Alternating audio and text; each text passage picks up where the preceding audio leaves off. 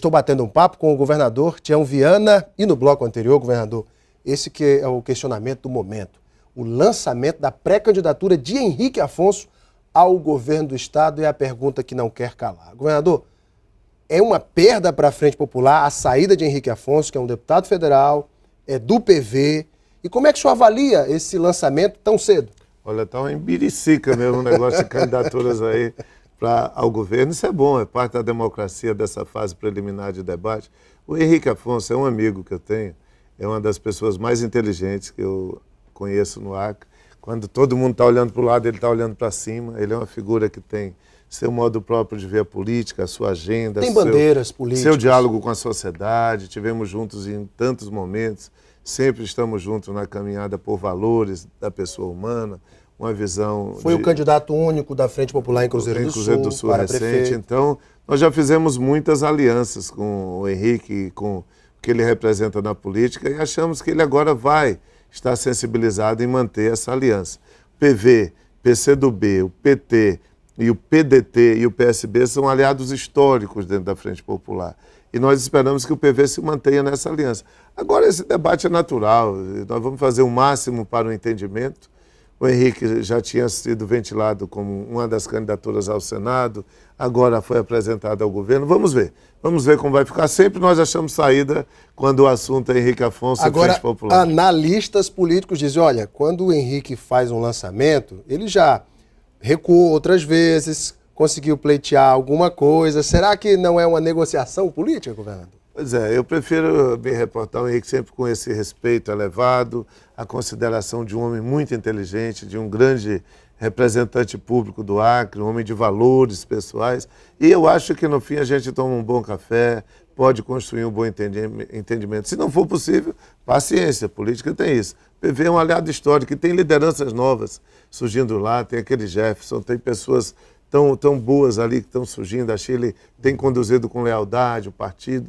Eu acho que nós temos uma relação de reciprocidade, de aliança, de valorização mútua que nós podemos caminhar mais um pouco nessa unidade. Por falar em Shirley, o senhor sabia que a Shirley pleiteava aquela vaga de secretária adjunta de esporte, que o senhor colocou lá o Pelezinho, que é do PT. O senhor sabia desse interesse da Shirley, governador? Não sabia. Eu sei que a Shirley já participou na área do esporte, fez um belo trabalho. Agora, o fato ali do esporte é que nós temos uma unidade entre a Secretaria de Educação e a de Esportes. A estrutura está montada. O Pelezinho não é secretário. Ele é um mobilizador comunitário. O que nós precisamos do esporte, Alain, é uma etapa, além de um avanço na estrutura de financiamento para o setor, é uma etapa de olhar o esporte popular. Nós temos aí os esportes de baixo rendimento, tem esporte de alto rendimento que é mais difícil de manter, de elevar, de segurar. Mas você tem tanta atividade esportiva aí que poderia ser valorizada, os torneios. Para você ter uma ideia, só os jogos da Floresta, o orçamento estava de R$387 mil. Então tudo sai pesado. Então nós fizemos a fusão, uma fase de retenção de despesas, de custeio muito apertado que nós estamos vivendo, investimento não, mas custeio sim. Estamos contando cada centavo para fechar a conta do mês de setembro, para poder depois começar a melhorar de novo, outubro, novembro, dezembro é fase de melhoria da receita do Estado. Então todos esses cuidados. O Pelezinho é parte de uma estratégia de ajuste administrativo e avanço no esporte popular, o que talvez nesse momento não seja o perfil ideal da Shirley. Perfeito. Vamos aqui continuando com as perguntas dos nossos internautas. Governador, o Jorge Dias, ele diz assim, boa noite, Alain, gostaria de perguntar ao nosso governador com relação à segurança pública. Eu moro aqui no Conjunto Tucumã, onde a onda de crimes vem crescendo bastante e assustando os moradores. Também com relação ao crime organizado, há boatos que afirmam que está se instalando em nossa capital, o crime organizado, no caso. Quais são os planos da atual gestão com relação à segurança do povo acreano? É a pergunta do Jorge Dias, governador. Olha, esses dias eu estava lá em Porto Walter, em Cruzeiro do Sul, e conversando com a comunidade, e veio uma pessoa me dizer, olha, tinha um ex-vereador de lá, nós estamos muito preocupados com a violência aqui em Porto Walter. E outro dizendo no Juruá, que foi assaltado, que estava muito assustado. Eu digo, você sabe que nós temos Porto Walter há 1 ano sem nenhum homicídio? Que nós temos o menor índice de homicídios da história do Juruá nesses últimos 8 meses, o trabalho da Polícia Militar com a Polícia Civil.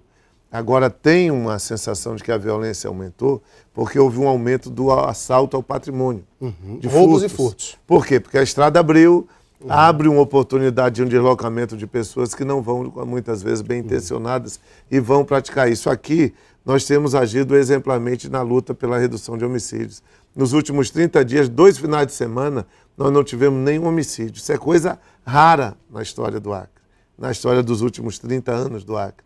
Nós lutamos muito. Tinha final de semana que você tinha 6 pessoas depositadas nas ruas. Agora... Então o crime organizado está sempre à espreita querendo voltar. Mas nós lutamos, vivemos ameaçados.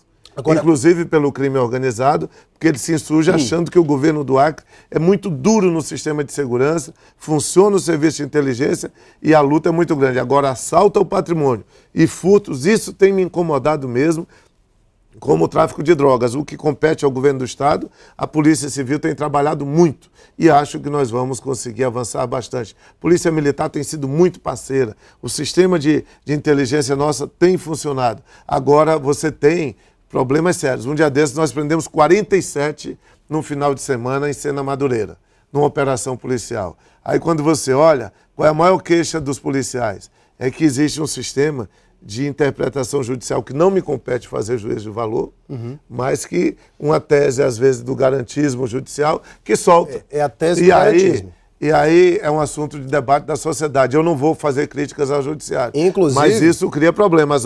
O que eu posso fazer é política pública, política econômica para reduzir o número de armadilhas para as pessoas entrarem no crime. Tenho lutado. Homicídios têm reduzido. Estamos entre os menores índices do Norte. Na média nacional, abaixo da média nacional. Em Maceió morrem 109 pessoas por cada 10 mil habitantes. No Acre nós temos em torno de 18 a 20. Quer dizer, no índice bem baixo ainda, comparado com alguns lugares do Brasil. Mas incomoda e temos lutado muito. Mas nós temos que estar cada vez mais unidos com as instituições para reduzir isso. Eu ouço sempre algumas pessoas que nos procuram, governador, e com relação a essa questão de roubos e furtos, o que eu ouvi recentemente de uma família.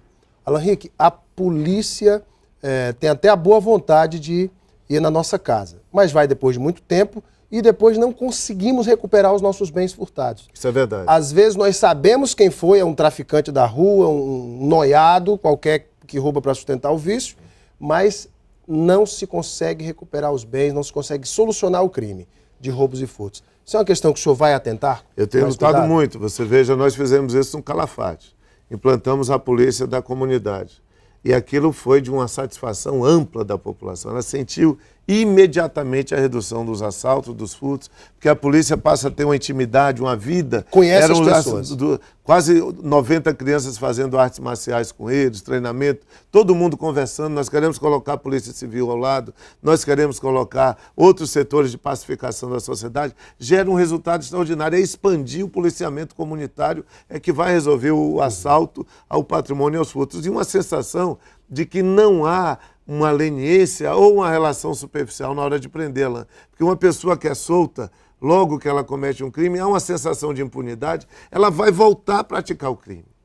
Você veja aquele caso daquela violência nos Estados Unidos. 10 anos estuprando, maltratando 3 moças. Ele pegou prisão perpétua e 1000 anos depois de prisão, como símbolo de que não pode haver uma sensação de tolerância para aquele tipo de crime. O sistema penal brasileiro, ele é frágil do ponto de vista da afirmação de que nós não temos tolerância com a criminalidade.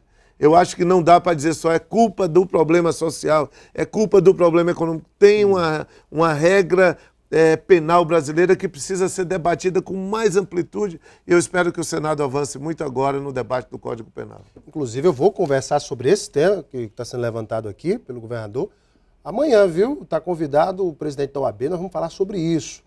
Alguns juristas que defendem uma punição maior, redução da maioridade penal, cumprimento de penas em regime fechado na totalidade da pena, estão preocupados, inclusive, com essa nomeação do ministro Barroso, que ele é outro que defende muito a letra da lei, o garantismo jurídico, e isso tem preocupado muita gente. Mas, governador, vamos tocar aqui a nossa entrevista, tem mais pergunta aqui. O missionário Alex Lima, ele faz várias perguntas, como não vou dar tempo de fazer todas, porque tem mais gente, viu, Alex?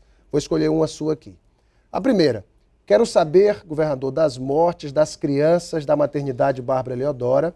Aquilo foi acidente ou foi falta de responsabilidade? Ele se refere ao incêndio que aconteceu na última quarta-feira, dia 7. Eu estive lá. Foi domingo, eu estava em casa quando eu tive a informação, me desloquei para lá. O sistema de oxigênio foi comprometido e 25 crianças estavam sob ameaça de sofrimento, de injúria, imediatamente em razão da crise do atendimento do oxigênio. Alan, foi um dos momentos mais bonitos da minha vida. De 10 cenas que eu lembro, aquela foi uma, porque eu vi um esforço da equipe do SAMU, um esforço dos funcionários da maternidade, um esforço de voluntários. Teve um cabo, um sargento do Bombeiros, que estava por acaso lá, fez um trabalho tão bonito com o extintor, e aquelas pessoas deslocando aquelas crianças, os bebês, para o Hospital Santa Juliana, 18 crianças. Eu fui ao Hospital Santa Juliana com a equipe, parecia que tinha havido um bombardeio sobre a cidade, todo mundo perdido sem saber o que fazer ali, mas quando a equipe de solidariedade entrou em ação, médicos, enfermeiros, técnicos de enfermagem, era uma coisa assim emocionante de ver. A doutora Socorro, do Santa Juliana, cuidando de cada detalhe com aquela equipe maravilhosa, do berçário, da incubadora, do respirador, do aquecimento do bebê, das bombas de infusão, tudo funcionou ali, todos foram atendidos com a maior dignidade. Agora, o que o Alex precisa, é importante que ele faça a pergunta e ele tenha informação, é que todo dia tem bebê que nasce com meio quilo, com 600 gramas, com 400 gramas, que não tem viabilidade. Aquelas perdas de vidas foram inevitáveis, porque seriam inevitáveis na maternidade sem ter havido o incêndio no sistema de compressor. Porque é assim mesmo, quando nós assumimos o governo, todo bebê com 1 ano, com 1,1 kg que nascia, era colocado num balcão com catéter de oxigênio. Não tinha respirador, não tinha UTI, não tinha incubadora, não tinha quase nada para atender, não tinha bomba de infusão. Hoje tem bebê com meio quilo que tem viabilidade.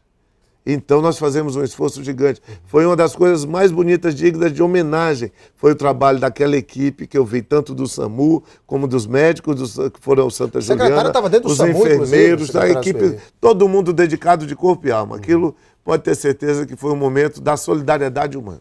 Inclusive, essa questão está resolvida na maternidade? Já. Foi feita uma apuração? Já está se apurando, está fazendo a investigação, porque nós temos um problema no sistema de oxigênio de algumas unidades, porque houve um impasse de natureza técnica administrativa.